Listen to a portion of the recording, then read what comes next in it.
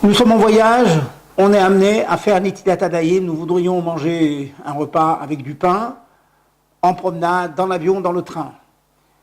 Une précaution à prendre, tâchez d'avoir dans vos bagages toujours un verre en dur, en verre, en plastique dur, et évitez les verres Khat Pahami que l'on n'utilise qu'une seule fois, car de nombreux décisionnaires les invalident pour faire Netilat Hadayim. Donc a priori, on tâchera d'avoir toujours un verre dans son sac. On pourra faire Netilat Hadayim dans l'avion par exemple ou dans le train, dans les toilettes. Bien sûr, ne faire la bracha, la bénédiction, qu'une fois être sorti des toilettes. Et ensuite, faites la bénédiction et puis vous faites Amotzi. Vous êtes au bord de l'eau, à la mer.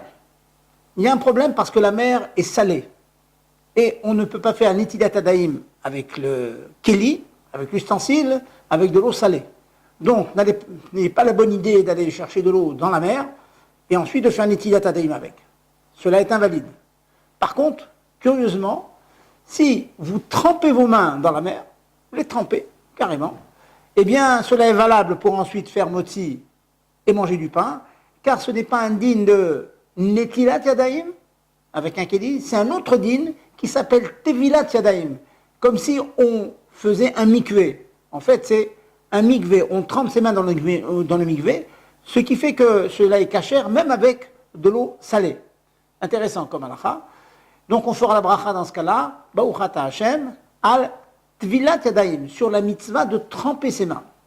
Par contre, si vous êtes dans une rivière d'eau douce, vous pouvez prendre tout à fait de l'eau dans un ustensile, et ensuite faites votre netila traditionnelle classique, et là vous ferez la bracha de al Netilat Hadayim, car l'eau des rivières qui est douce, elle est cachère, elle est tout à fait apte à vous purifier les mains.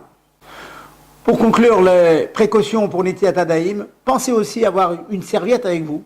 Quelquefois on se trouve sans rien pour se sécher les mains, et sachez que se sécher les mains sur les vêtements, c'est cacher la shikhra, nous disent nos sages, que cela cause des oublis. Or, la Torah, elle est difficile, il est difficile de s'en rappeler, donc tâchez de ne pas l'oublier, ne pas s'essuyer les mains sur les vêtements.